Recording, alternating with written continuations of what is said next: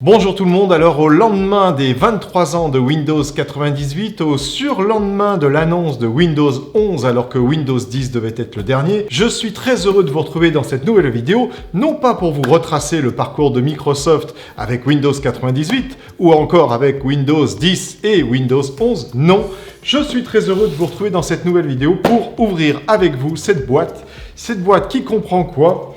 Eh bien, qui comprend quelque chose auquel on va raccorder, eh bien, tout simplement cette souris de chez Logitech, la MX Master 3. On va raccorder également le MX Case de chez Logitech, toujours, qui est donc le clavier de chez Logitech. Et comme vous pouvez peut-être le voir, pour Mac. Et oui, dans cette vidéo, je vais vous présenter le Mac Mini. Alors, vous présentez le Mac Mini au mois de juin 2021, alors qu'il est sorti l'année dernière au mois de novembre, vous me direz, il est un peu tard. Peut-être qu'il est un peu tard, mais dans cette vidéo, je pense qu'on va aller un tout petit peu plus loin. Et déjà, je vais vous parler de Mac et d'Apple, plus généralement, au sein de Carpe Diem. Allez, je vous dis tout de suite, juste après ça.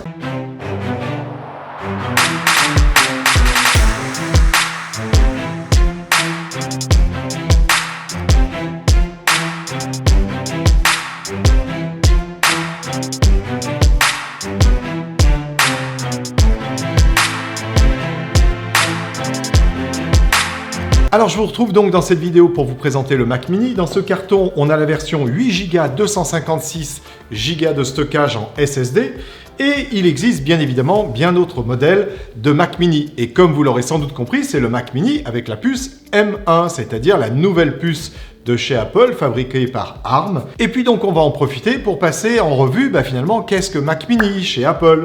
Alors Mac Mini, il n'y a pas toujours eu des puces ARM comme vous le savez, il y a eu des puces Intel jusque-là. Alors justement à travers cette petite vidéo, d'une part on va déballer ensemble tout simplement ce Mac Mini, mais j'imagine qu'au mois de juin 2021 vous en avez vu déjà beaucoup d'autres de vidéos sur ce sujet-là.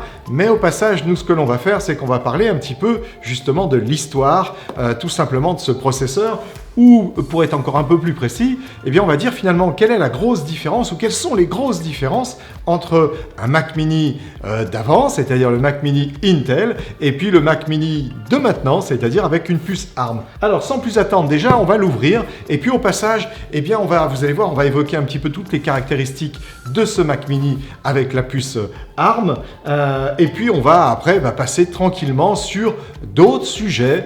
Alors d'autres sujets qui seront peut-être un petit peu polémiques, c'est là où on est content, enfin ou en tout cas on est presque content d'avoir que pas loin de 1000 abonnés. Alors pour être plus précis, on en a à ce jour je crois 815 ou 820, je ne sais plus exactement. Alors à ce sujet-là, si vous voulez vous abonner, c'est maintenant que vous pouvez en profiter. Parce que avant de vous faire découvrir ce carton, ce que je vous demanderais, c'est de vous cliquer sur le petit bouton abonner ou alors le petit watermark que vous avez juste en bas à droite de votre vidéo. Vous cliquez dessus, vous cliquez bien sur la cloche avec les petits traits autour pour avoir les notifications et peut-être, je dis bien peut-être, que dans une prochaine vidéo, on ira encore un peu plus loin que dans celle-ci avec le Mac Mini M1. On vous fera peut-être des comparatifs justement de performance pour dire qu'est-ce qu'a trouvé Apple et qu'est-ce que nous on trouve en termes de performance. Et ça, les performances, on va y revenir en fin de vidéo. Je vous réserve une petite surprise, donc restez bien avec moi jusqu'au bout. Allez, sans plus attendre, on va donc ouvrir tout simplement ce carton en décelant de ce côté-ci son emballage. Et puis, c'est parti. Je vous l'ouvre dans ce sens-là, comme ça vous allez presque le découvrir avant moi. Vous le voyez, il est beau, il est là, il est mini. Et je vous le sors tout de suite. Donc la boîte est très classe, bien évidemment. Nous sommes chez Apple. Donc chez Apple, on sait soigner du design. Et tout d'abord, ce que je dois vous dire, c'est qu'elle est relativement lourde. Donc en définitive, je vous donnerai le poids du Mac Mini juste après. Mais en tout cas, la boîte, elle pèse son poids. Alors, sans plus attendre, on va l'ouvrir. Comme vous le voyez, c'est un vrai déballage. C'est encore tout cellophané. On ouvre bien le Mac Mini avec vous. Voilà, alors, on va enlever le cellophane.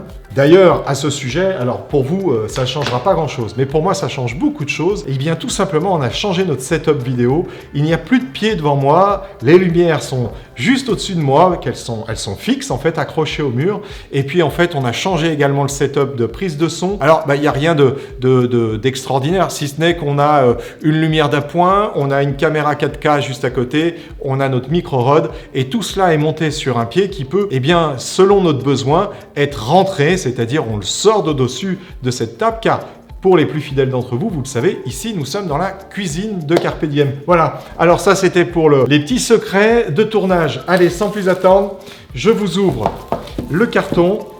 Il s'ouvre comme ceci.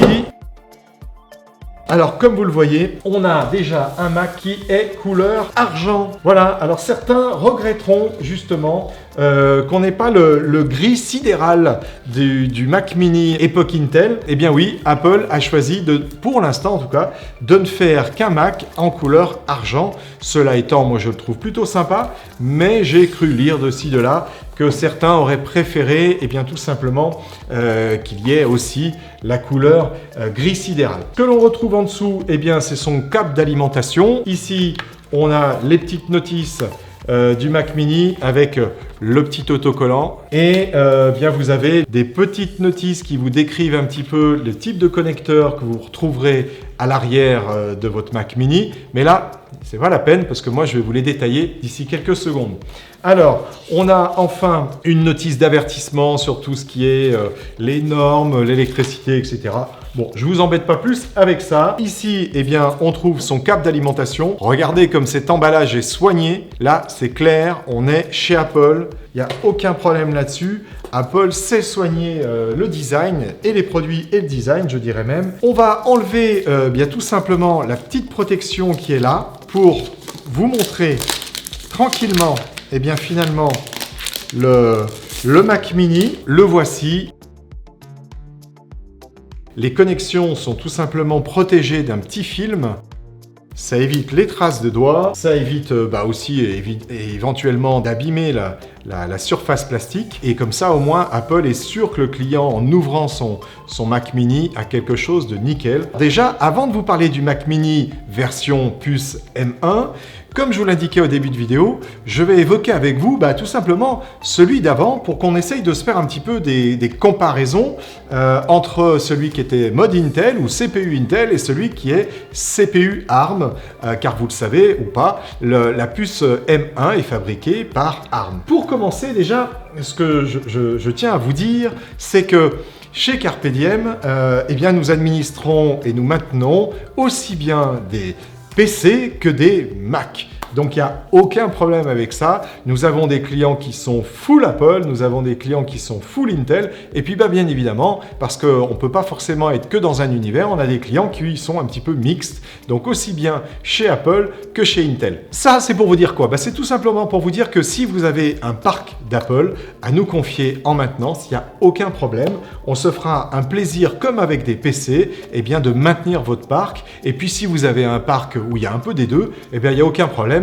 On arrivera à faire cohabiter, on va dire, ces deux univers qui sont, ma foi, bien différents au sein de votre réseau informatique. Il n'y a aucun souci là-dessus. Ce que je souhaitais vous dire, tout simplement, c'est que le Mac Mini n'est pas quelque chose de nouveau qui est arrivé avec la puce M1. Alors tous ceux qui ont déjà X Apple chez eux sont en train de se marrer en disant bah oui, ça ne vient pas d'arriver, mais figurez-vous qu'il y en a qui ne connaissent pas du tout le Mac Mini. Le Mac Mini est né en 2005, donc ça fait quand même un certain nombre d'années tout simplement qu'Apple a sorti son premier Mac Mini. Mais là, l'événement, bien évidemment, c'est le changement de fondeur. Alors le changement de fondeur d'Intel à ARM, vous n'avez pas pu passer à côté. Alors on a du 2 fois plus efficace, on a du 3,5 fois plus efficace, je crois même qu'on a des superlatifs qui vont jusqu'à 15 fois plus rapide au niveau de la puce neuronale qui est intégrée dans les Mac Mini, en tout cas dans les Mac Mini ARM. Tout cela est sans doute vrai, tout cela est potentiellement une réalité chez Apple,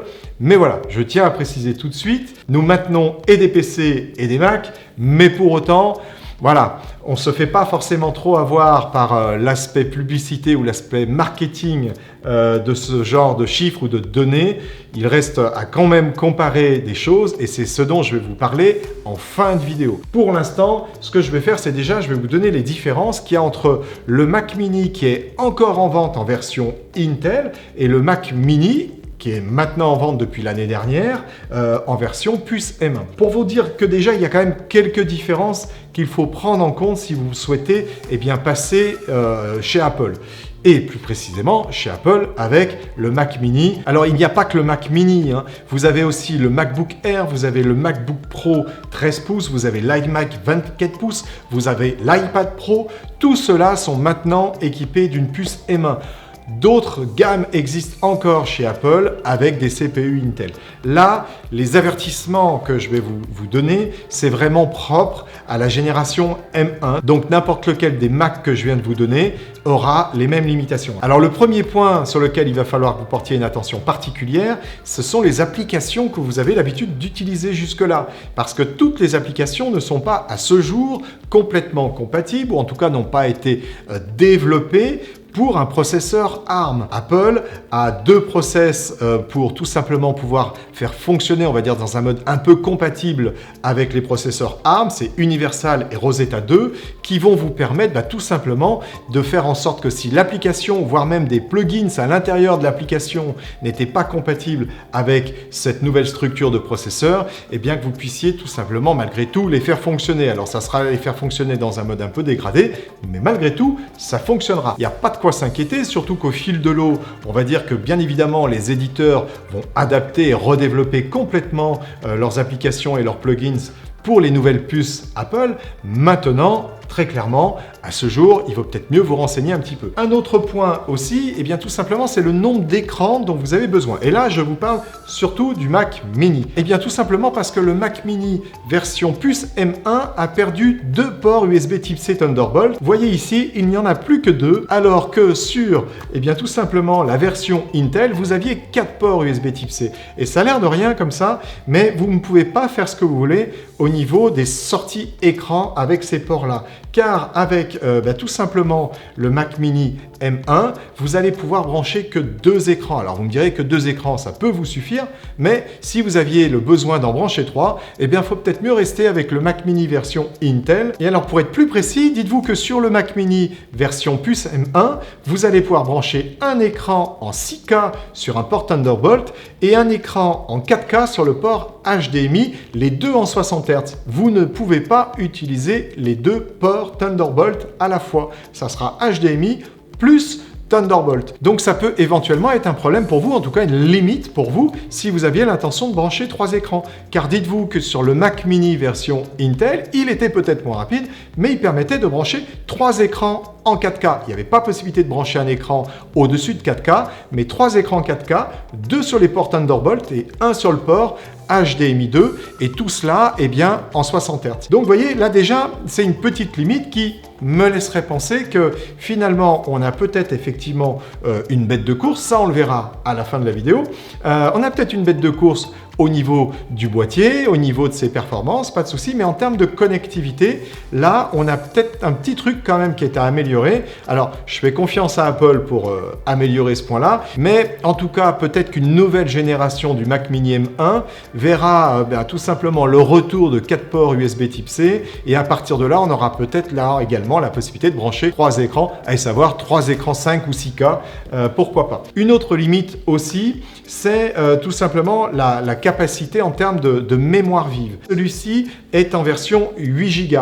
Cette mémoire est soudée. On a une version 16 Go et c'est terminé. Vous ne pouvez pas aller au-delà de 16 Go. Sur la version Mac Mini Intel, on pouvait aller jusqu'à 64 Go de mémoire vive.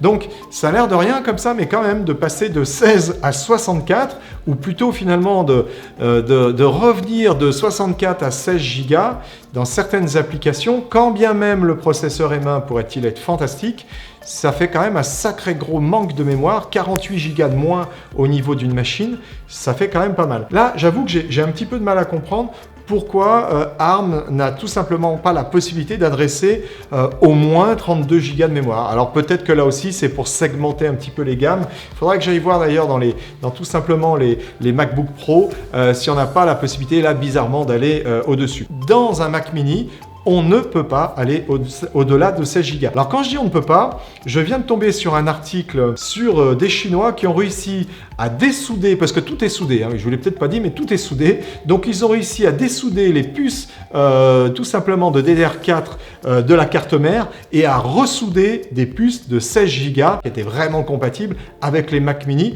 Et il n'y a eu aucun problème, en fait, les 16 Go ont été gérés tout de suite. Alors, c'est pas l'opération, à mon avis, la plus simple, parce que ce n'est pas clippé, hein, c'est vraiment soudé, donc il faut quand même être bien équipé. Il en est de même pour la capacité de stockage en SSD. Là, vous avez 256 Go, vous pouvez le commander en 512, en 1 Tera ou en 2 Tera, mais ça sera soudé. Vous ne pourrez pas le changer comme ça. Pensez à tout ça au moment où vous nous passerez la commande, car je ne sais pas si je vous l'ai dit jusque-là, mais nous maintenons vos parcs de Mac, mais aussi nous pouvons vous les vendre. Donc vous pourrez nous passer une commande avec tout de suite la bonne dimension de stockage dont vous avez besoin, mais après, ça sera trop tard, vous ne pourrez pas en changer. Alors maintenant, je vais tout simplement vous détailler un petit peu ce que nous avons à l'arrière du Mac mini. Alors ici, vous avez tout simplement le bouton marche-arrêt du Mac mini. Juste à côté, vous avez l'alimentation du Mac mini. Vous avez enfin le port Ethernet qui est en 10-100 000. Vous avez des ports qui peuvent être upgradables vers du 10 gigabits. Là, nativement, il est en 10-100 000, mais après, il est possible d'avoir du 10 gigabits. Bon, franchement, du 10 gigabits sur un Mac mini, je suis pas sûr que ça soit la meilleure des machines pour avoir du 10 gigabits. Peut-être un MacBook Pro, c'est peut-être mieux adapté, car là, bon, ok, c'est un processeur qui est très rapide. Maintenant, du 10 gigabits pour faire du montage avec, pour faire de l'échange de fichiers, bon, pourquoi pas? Mais dans ce cas-là, peut-être que vous irez sur un modèle de Mac un petit peu plus haut de gamme. Vous avez juste à côté les deux ports USB Type-C Thunderbolt 3 40 gigabits juste à côté. Vous avez le port HDMI 2. Enfin, vous avez ici deux ports USB 3 de Gen 2, donc du 10 gigabits seconde. Il m'en manque un, il me manque le port combo, tout simplement micro casque que vous avez ici. J'ai failli l'oublier.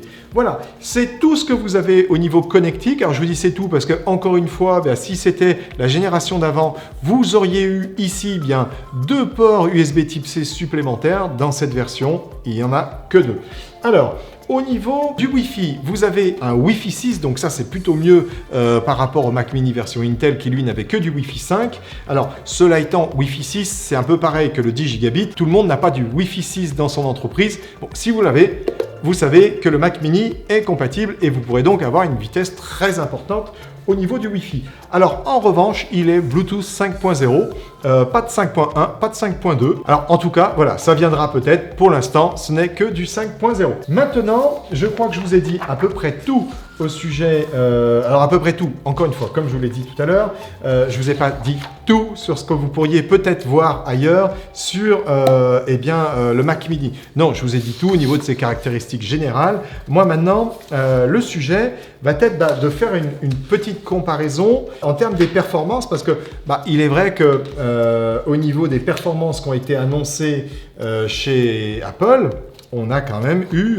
des performances assez énormes qui nous ont été données. Le Mac mini en version M1 à 8 cœurs, donc 4 qui sont classés en haute performance, c'est-à-dire que là, ils vont être utilisés un à un avec des applications dédiées sur ces cœurs pour vraiment les exploiter au maximum. Donc, ils sont avec une très très haute efficacité énergétique.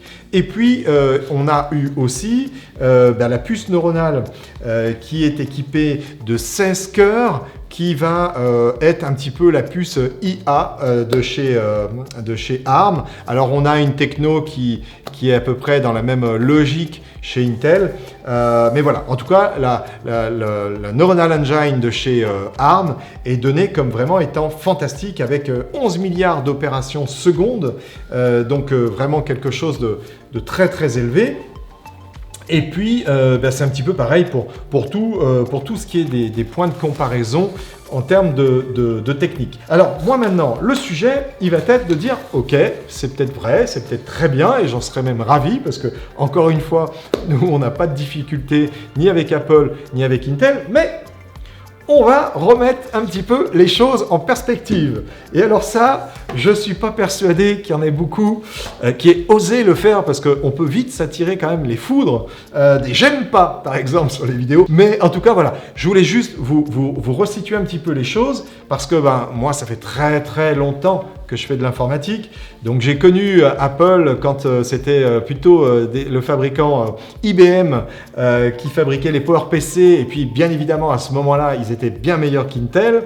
Après on est passé chez Intel, donc là forcément les puces Intel étaient bien meilleures que les PowerPC, et maintenant nous sommes avec des puces ARM qui sont évidemment bien meilleures que les puces Intel. Il y a des comparaisons qui ont été faites par d'autres que moi. Il y a même des comparaisons qui ont été faites par Intel, et tenez-vous bien, je me suis rendu sur le site d'Intel pour aller voir dans le chapitre des CPU de 11e génération ce qu'ils disaient éventuellement sur les puces M1. Alors, c'est un peu en bas de la page de chez Intel où on vous dit, je ne sais plus exactement le propos ou la remarque, mais quelles sont les caractéristiques d'une puce M1 face au CPU 11e génération? Vous me croirez si vous voulez, mais quand vous cliquez dessus, c'est marqué page erreur. Vous arrivez sur une page, il n'y a plus rien. Voilà. Alors, soit Intel a vraiment honte des performances de leur CPU, soit alors Intel, je vous conseille quand même d'aller mettre à jour votre page, parce que j'ai trouvé ça quand même assez rigolo. Alors, cette plaisanterie mise à part, je suis donc allé sur des sites de comparaison qui ont comparé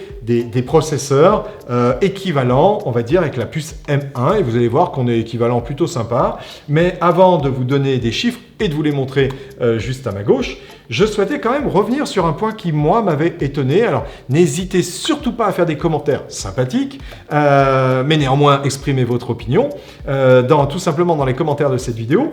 Parce que c'est vrai que, sauf erreur de ma part, Apple a quand même comparé le nouveau Mac Mini M1 à l'ancien Mac Mini Intel, qui était en 8e génération. Nous en sommes à la 11e génération. Moi, je pense que plus qu'à comparer une puce M1 à un CPU Intel de 8e génération, si on veut être un tout petit peu plus impartial, il faut comparer tout simplement la M1 à une puce Intel de 11e génération.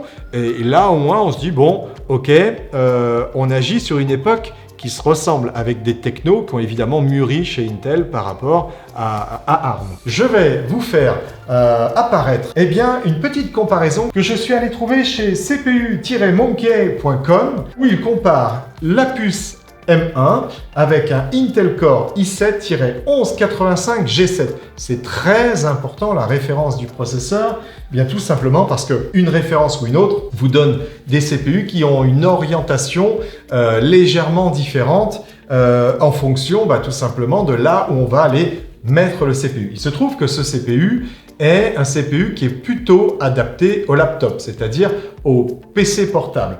Et donc, c'est finalement un CPU qui consomme pas forcément beaucoup. En l'occurrence, celui-ci, c'est un 15 watts et il existe une déclinaison, si je ne vous dis pas de sottises, en 28 watts. Mais le 15 watts, il n'est pas pris au hasard, tout simplement parce que la puce M1 est également donnée pour du 15 watts. D'ailleurs, juste à ce sujet, il y a quand même un point là aussi qui m'avait un petit peu étonné, c'est que les alimentations qui sont à l'intérieur des boîtiers Mac Mini sont données pour du 150 watts maximum, que ce soit Intel ou M1. Je vous rappelle quand même que normalement, le Mac Mini est censé consommer, je crois, 4 fois moins que la version d'avant. Donc, peut-être qu'on aurait pu se satisfaire d'une alimentation maximum 100 watts. On va pas parler trop de techno, parce que ça va vite devenir ennuyant, j'imagine. Mais voilà, je vais quand même rentrer dans des grandes lignes pour qu'on précise un petit peu ce dont on parle. Alors déjà, au niveau finesse de gravure du processeur, nous sommes à du 5 nanomètres pour le M1 et nous sommes à du 10 nanomètres pour la puce, en tout cas dont je vous parle là, la 1185G7. Donc forcément, la finesse de gravure décide de beaucoup de choses. Du nombre déjà de transistors que vous allez pouvoir mettre dans une même galette. Forcément, si vous gravez plus fin, vous en mettez plus. Si vous en mettez plus, la loi Moore dit que normalement, on va plus vite à chaque fois qu'on multiplie le nombre de transistors. Donc là, en l'occurrence, c'est vrai qu'il est mécanique, normalement, que la puce M1 aille, on va dire, allez, pour aller très très vite, 2 fois plus vite que la puce de 11e génération de chez Intel. Nous avons donc un CPU qui a une vitesse d'horloge de 3,20 GHz et on n'a pas de fonction boost. En fait, dans la version M1, elle va à cette vitesse-là. Après, on a des corps qui peuvent avoir un fonctionnement un petit peu différent. Alors, encore une fois, Je vous l'ai dit, je n'allais pas rentrer dans tous les détails. En tout cas, je vous dis ça pourquoi? Parce que chez Intel, on met plutôt en avant justement le mode Turbo Boost, qui est un mode où quand vous avez besoin de performance, eh bien, il va avoir un fonctionnement plus rapide, et ce qui fait que celui-ci va au niveau d'un cœur à 4,8 GHz, et au niveau de tous les cœurs, il va un peu moins vite, mais dans ce cas-là, c'est tous les cœurs qui vont à cette vitesse-là, jusqu'à 4,3 GHz. Au niveau du nombre de cœurs, justement, il a 4 cœurs. Et ça, c'est très important, le nombre de cœurs, parce qu'évidemment, ils vont faire des calculs un petit peu en mode parallèle sur chacun de ces cœurs. Après, il y a des threads qui vont venir sur chacun des cœurs, mais ça, c'est encore un sujet un petit peu plus avancé, on va dire. Mais le M1 a 8 cœurs principaux, et là, il y en a 4. Voilà, 8 cœurs, 4 cœurs. Au niveau de la fréquence GPU, eh ben, on va dire que c'est la même dans le cas tout simplement de M1 parce que le GPU est plus ou moins intégré dans la puce ARM. En tout cas, la fréquence est la même, on est à 3 Go 2. Et on a des fréquences qui sont légèrement différentes pour un CPU de 11e génération chez Intel, parce que là, chez Intel, on a la toute nouvelle carte graphique qui est la Iris Xe et qui a donc une fréquence GPU de 0,40 GHz et qui va en mode turbo au niveau de son GPU à 1,35. On a quand même des machines qui ont, voyez, une architecture qui est globalement très différente. Donc c'est très compliqué finalement pour dire est-ce que ceci est meilleur que cela. Voilà, il faut être un peu expert et dans les experts, être les meilleurs des experts. On a après, chez Apple, on a une quantité de mémoire qui est adressable. Au niveau de la mémoire, bon, bah on va dire que ça se tient un peu, c'est cohérent. Au niveau de la partie graphique du Mac Mini M1, on peut avoir maximum 8 Go de RAM adressable à travers cette carte graphique et on peut avoir un maximum, dans le cas d'Intel, de 16 Go. Mais voilà, on va dire qu'il y a plus de RAM accessible ou adressable pour une puce de 11e génération chez Intel. En même temps, il y a 3 écrans, donc voilà, il faut bien que ça puisse travailler. On a maximum 2 écrans qui peuvent être connectés sur la puce M1. Et je vous l'ai dit, on a cette limite au niveau de la connectique, mais on a cette limite au niveau de la puce. C'est-à-dire qu'il nous faudra attendre une nouvelle version de la puce M1 si on veut avoir un 3e écran. Parce que tout simplement, la puce M1 ne sait pas adresser un 3e bus graphique. Le type de mémoire, donc c'est de la DDR4 dans les deux cas. On a 2 canaux de mémoire qui sont adressables au niveau de la mémoire vive. Et là, pareil, on a quand même une limite qui est donc de 16 Go au niveau de la puce M1. Vous ne pourrez pas aller au-delà. C'est-à-dire que, quelle que soit la configuration que vous allez nous demander, ça sera 16 Go maximum. Alors qu'avec un CPU de 11e génération, on a 64 Go. Et là, maintenant, on va rentrer un petit peu, on va dire, dans le vif du sujet, c'est-à-dire la puissance machine. Alors, non pas sur des applicatifs choisis par l'un ou par l'autre, comme étant des applicatifs un petit peu optimisés parce que ça serait évidemment trop simple pour Intel ou trop simple pour Apple. Et là, on commence à être un petit peu intéressant. Mais en fait, si on détaille les aspects techniques des processeurs, tout ce que vous allez voir là est très logique. On a donc la comparaison de Cinebench R23 en cœur unique, avec un seul cœur qui est exploité. Donc je vous rappelle qu'on a un 4 cœurs pour ce qui est d'Intel et un 8 cœurs pour ce qui est tout simplement d'Apple. Et là, il n'y a qu'un seul cœur qui est exploité. Et bien là, on a tout simplement une performance qui est supérieure chez Intel que chez Apple. Alors c'est faible, hein. Le score est de 1514 pour l'Apple et 1538 pour l'Intel. Mais enfin, vous voyez que finalement, c'était donc pas si simple. Et puis, on va passer au multicœur. Alors là, le multicœur, eh bien, c'est différent. On voit que effectivement, la puce M1 est supérieure en termes de performance. Enfin, on a le Geekbench 5, qui est là aussi sur un single core, donc un seul corps travail.